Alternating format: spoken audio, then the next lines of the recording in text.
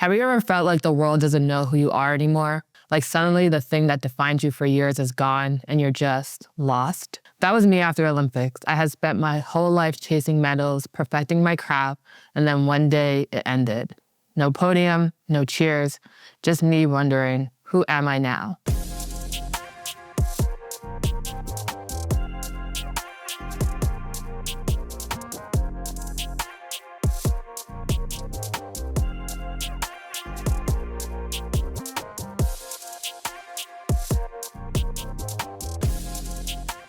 Welcome back to The Champion's Mind. Today I'm talking about something a lot of athletes struggle with but rarely discuss. The feeling of losing your core identity. Today I want to take you inside that journey. The fear, the mistakes, the failed attempts, and how I learned that losing an old identity can actually be the first step to finding a new champion inside yourself. Let's get to it. So essentially the first time I realized I wasn't an Olympian in someone else's eyes was when I was at work and I was having a meeting with my AE. And we were just talking about performance, how I was doing throughout the week, how many meetings I booked, what did it lead to? And essentially I was struggling at this point. Wasn't really booking a lot of meetings, really wasn't performing in the way that I wanted to. And he obviously was telling me like I needed to pick it up, get better, book some more meetings. He was trying to figure out and try to strategize how we could both be on the same page when it came to me booking more meetings for him. And I don't know if it was how he said it or how I perceived it, but in that moment, I just felt like somebody was talking to me and they weren't talking to the Olympic version of me. And it just felt so different. When people usually meet me, they have like this kind of behavior where they're like, oh my God, you succeeded so much. Like, what was it like being an Olympian? You must have sacrificed. And the energy is just different when they're talking to me. And in that moment, I felt like when I was talking to him, like me being an Olympian was irrelevant. I felt like almost a normal person where he was just having this power dynamic where he felt like he was in a higher position than I was. And that's essentially how he was talking to me. And in that moment, I realized I wasn't an Olympian in his eyes in that moment. And that was the first time I started to realize like, oh, this is a different reality. This is going to be a different season of my life. This is going to be something different. And it's no longer going to be what it used to be, which is people would revere me just for being an Olympian and accomplishing such a big thing that now I'm no longer in that field. I have to change my identity. And essentially, I'm starting from scratch, and that's how I'm going to be perceived moving forward. So that was actually the first time I realized I wasn't an Olympian in somebody else's eyes, and it made me have to really reflect on what I was going to recreate that identity to be. So the first week after retiring, honestly, it felt like I had lost a sense of myself. I felt like I was in this place where I was so uncertain. Like my foundation had just been pulled from underneath me. It felt so shaky in terms of like what my future would look like, what my days would look like, what's next. Like I had all of this uncertainty that was making me very anxious on what I should do next, what's the next move, like how I'm going to figure it out. And it was just a little bit overwhelming for me to the point where I kind of felt paralyzed for a bit, where I wasn't really doing anything productive to get me to building this new identity or trying to figure out what that would be. And I just felt a lot of like having to grieve the loss of an identity that I had put so much time in, so much work into. And now essentially I felt like I was starting from scratch and starting from the bottom. And that terrified me because being an Olympian and being at the success or the peak of your career is so exhilarating. And it's almost like, it feels like you're on cloud nine. And there's so much confidence in that. There's so much certainty in that. And now, because I didn't have that, I felt like, now where do I go? And this was the first time I had to be, quote unquote, like a normal person. And I didn't know how to adapt or what it looked like. And essentially, I just had to figure it out, but I didn't know where to start. So it was so uncertain in what my future would look like.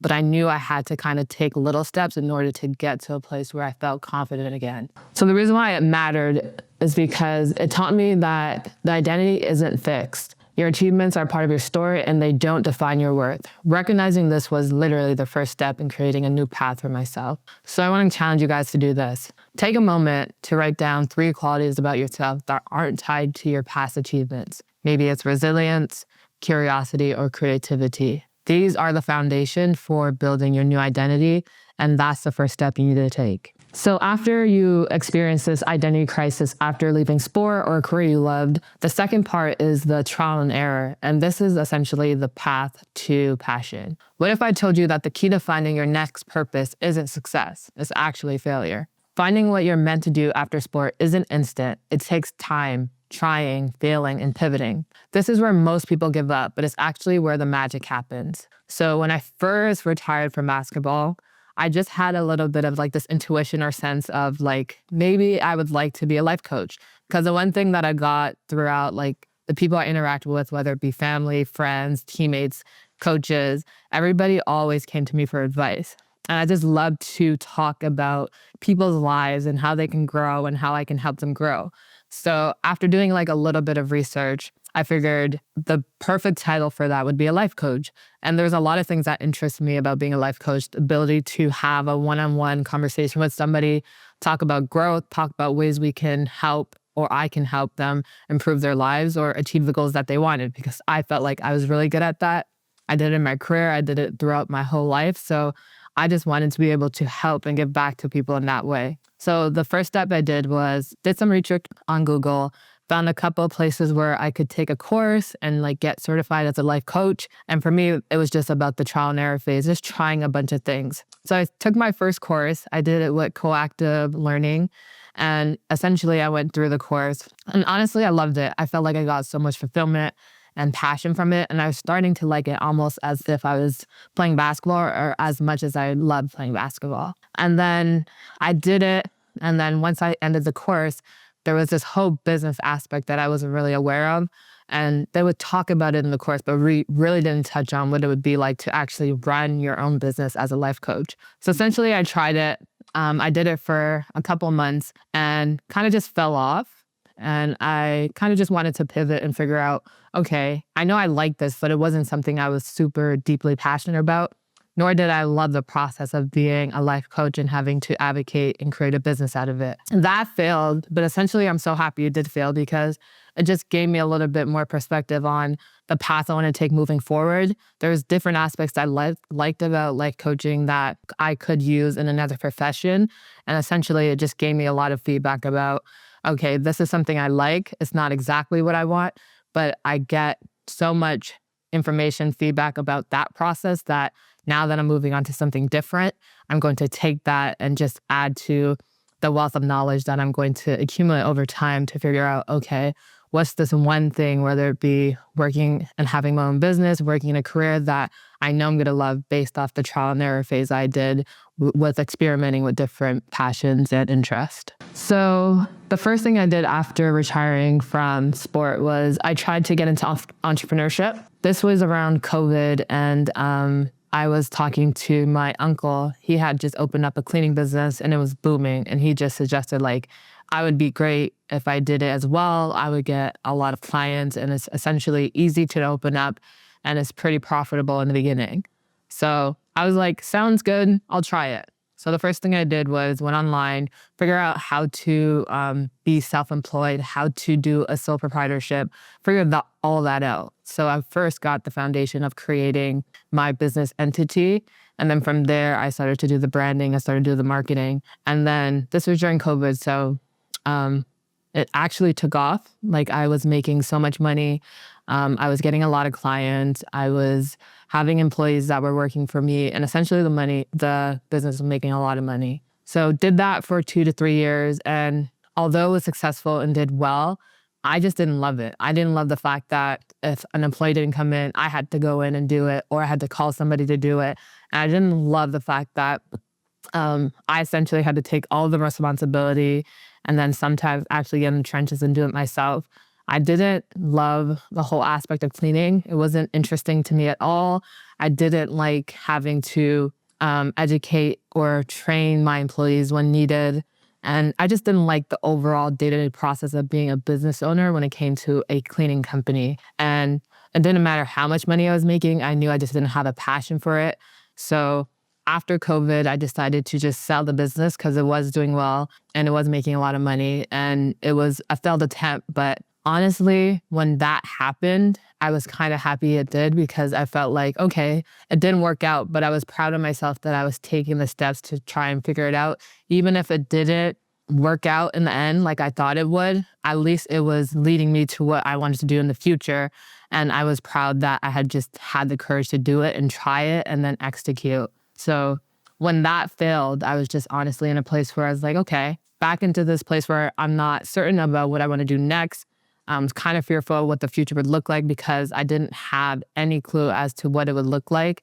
But essentially, I just made a promise to myself that no matter what, I wasn't going to give up on myself and I was going to continue to try until something stuck. So the reason why it mattered was because this taught me patience and the importance of giving yourself at least a year to explore before deciding to stay or pivot. Usually growth happens in discomfort, and I was willing to go through the discomfort and learning as I was doing it. And essentially that's what helped me grow and get me a lot of feedback and information on the thing that I wanted to do in the future. So I want to challenge you guys to do this. Try one new thing this week. It can be big or small, and give yourself permission to fail.